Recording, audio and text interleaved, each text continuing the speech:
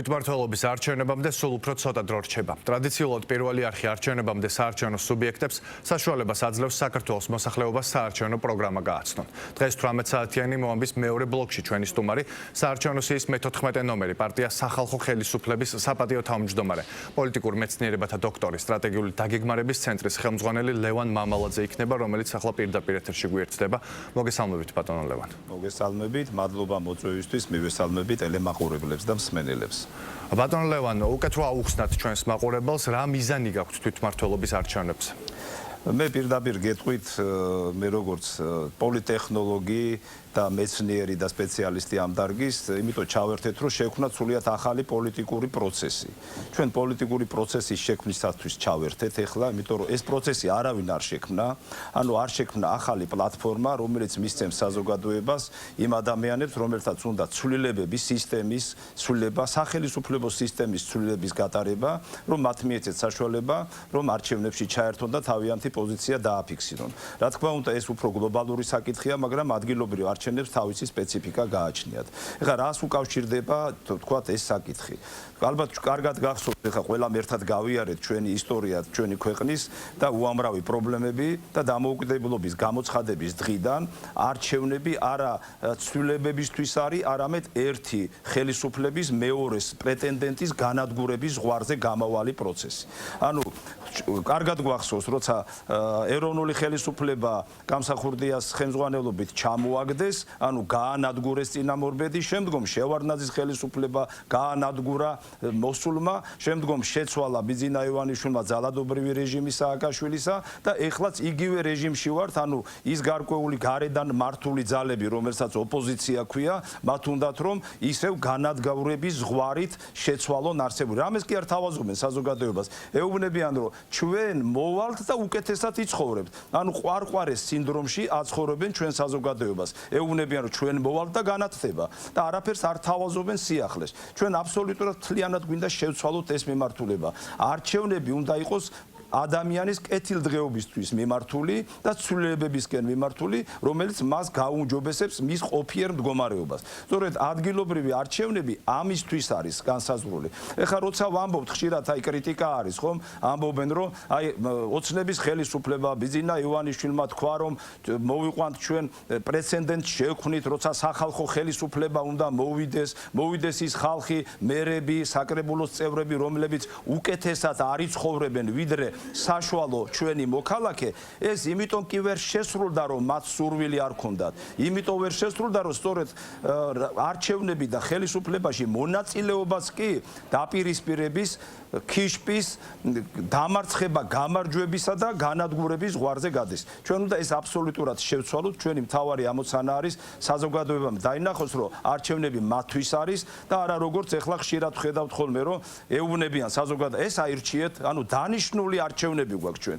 ეს აირჩიეთ, ეს ადამიანი იქნება თქვენი წარმომადგენელი, ამას მიეცით ხმა და მერე შემდგომ კმაყოფილი იყავით თუ კი რამე არ გაკეთდა. ამიტომ ჩვენ ახალი პოლიტიკური პროცესი შექმნით, იმიტომ რომ საზოგადოებამ დაინახოს, რომ ხელისუფლება ხალხს ეკუთვნის და არა ისე როგორც ხალხი აქციეს რაღაც იმათ ხმის მიმცემ რაღაც ინსტრუმენტად და არა იმისთვის, რომ მათ თავისუფალი ხმის მიცემის საშუალება ჰქონდეს. ამიტომ ეს პროცესი უკავშირდება ადგილობრივ არჩევნებს იმ კუთხით, რომ ადამიანებმა უნდა იცოდნენ, რომ ადგილობრივი არჩევნები ტარდება თქვენი ყოფიერი მდგომარეობის გაუმჯობესებისათვის და არა რაღაცა ზოგად პოლიტიკური თემებისთვის, როსაც გამოდიან და ამბობენ პოლიტიკოსები, რომ იცით რა, ჩვენ უნდა შევცვალოთ ქვეყნის კურსი, არანაირი ქვეყნის კურსი ადგილობრივ არჩევნებს არ უკავშირდება. ის უკავშირდება, რომ თქვენი კომუნალური საკითხები მოგვარდეს, თქვენი ინფრასტრუქტურული მდგომარეობა გაუმჯობესდეს, ყოფიერი მდგომარეობა გაუმჯობესდეს და ადამიანებმა დაინახონ, რომ მოდის ის ხალხი, ვისაც ენდობიან და ანა დანიშნული და არა, თქვათ, რაღაცა ყურით მოთრეული პირები, რომლებიც უკავშირდება რაღაც პოლიტიკურ ჯგუფებს და არა მათი პრობლემების მოგვარებას. ეს არის მთავარი ამოცანა ადგილობრივი არჩევნების. და ამ პოლიტიკური პროცესის შესაქმნელად რას სთავაზობთ ამ მომრჩეველს? ჩვენ ვთავაზობთ ამ მომრჩეველს, რომ გადაწყვეტილება მიიღონ არა ვიღაცისთვის, არამედ თავიანთი მდგომარეობის გასაუმჯობესებლად. ჩვენი ამოცანა არის დაუბრუნოთ ჩვენ ხალხს საკრებულოები.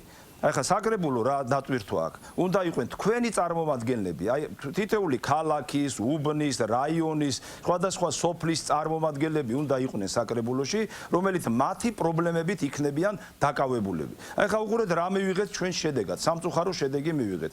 ეხლა გამოვყვეთ ლიანად ვერტიკალიდან, ვის ეგონა რომ შეიცვლებოდა ისეთი შეუცვლელი მინისტრები, როგორიც იყო, ეხლა ხო ნახეთ, ზოგი ციხეში ჩასვეს, ზოგი გაანთავისუფლეს, ძალოვანი მინისტრებიც გაანთავისუფლეს.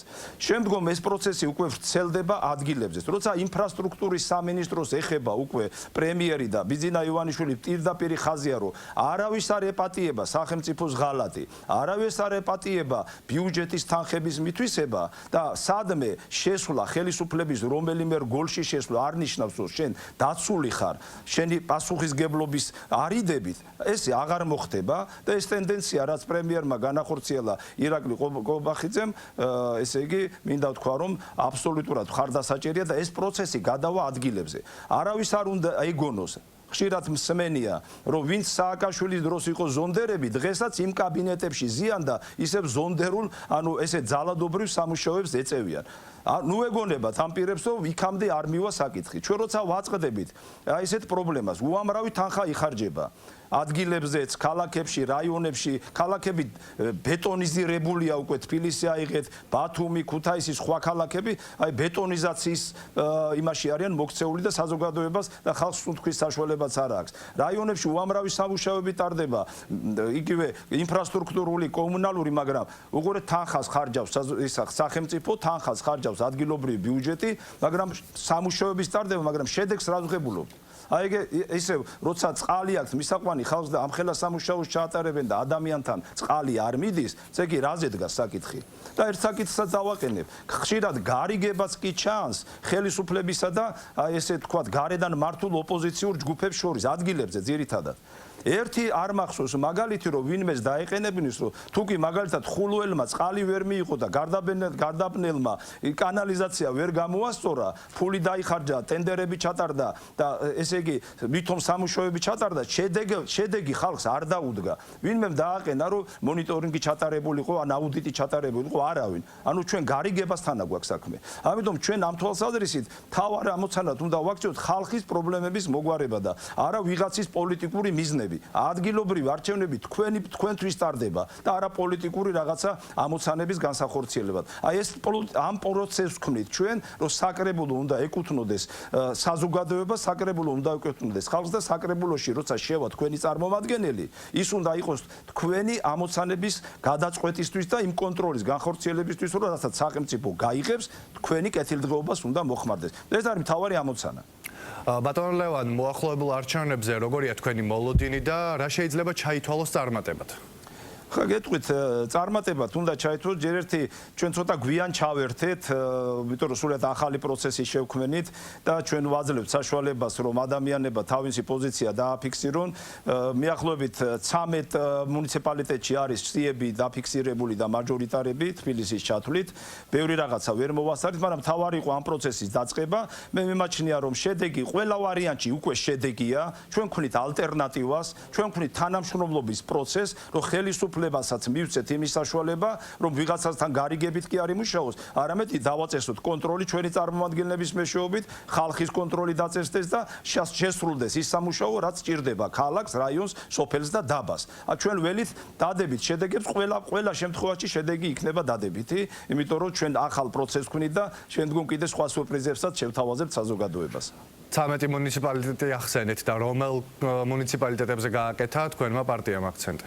ეხლა თბილისი არის, ბევრგან ჩვენ უბრალოდ ვერ მოვასწარით, ერთსაც ვიტყვი, რომ ზოგან ხელშეშლაც იყო, არ მინდა ეხლა ის ვიღაცა სალაპარაკოდ გაუხადო, როგორ არის სისტემის ცვლილებას, რომელიც ჩვენ დავგეგმეთ და ამას აუცილებლად გავაკეთებთ. ხელისუფლებას თვითონ ჭირდება სისტემის დახვეწა, აი ის ვინც ხელს უშლიდა ამ პროცესს, ზონდერები. ეს იგივე სააკაშვილის ზონდერებია, უბრალოდ ხელისუფლების მანტია გადმოისხეს. სისტემა ამას ამოაგდებს და ამიტომ ყველგან იქნება გარკვეული შედეგები ქალაქში, თბილისში, ქუთაისში, ხულოში, გარდაბანში და თქვათ იმაში რა ქვია ბათუმში 13 მუნიციპალიტეტია რომ ჩამოვთვალოთ ვანში და ნინოწმინდაში და ასე შემდეგ ლაგოდეხში და ასე შემდეგ ბევრგან არის ეს საშუალებები მე ვფიქრობ რომ ეს თავის შედეგს გამოიტანს და ეს მხოლოდ დადებითად იმიტომ ჩვენი ამოცანა საკრებულო უნდა ეკუთვნოდეს ხალხს და არა პოლიტიკურ პარტიას აი ამ ახალ პროცესს ვქმნით გასაგებია კიდევ ჩვენი გადაცემის რეგლამენტით თქვენ ბატონ ლევან გაქვთ კიდევ ერთი წუთი რათა მიმართოთ ამ მრჩეველს თუ რატო უნდა მისცენ თქვენს პარტიას მოახლოებულ არჩევნებზე ხმა იცით რა არის მე არა ვარ ის ადამიანი ხა რეკლამებით დავკავდე ევტყვი ერთ რაღაცას თუ ამ მრჩეველს უნდა თავისუფალი ხმა გამოხატოს და თავისი პოზიცია დააფიქსროთ ერთ რამეს გეტყვით. ყოველთვის ეს ამ ტენდენციასაც ჩვენ ბოლოს მოუღებთ და წერტილს დავუსვამთ. დამთავრდება მოსყიდვები, დამთავრდება ვალდებულებებით ხმის მიცემა. ვალდებულებით როგორ აიცი პირდაპირ ეუნებიან შენი ნათესავი ხო იქ მუშაო, შენი ახლობელი, შენი შვილი და მიდი და ხმა ვიღაცას მიეცით.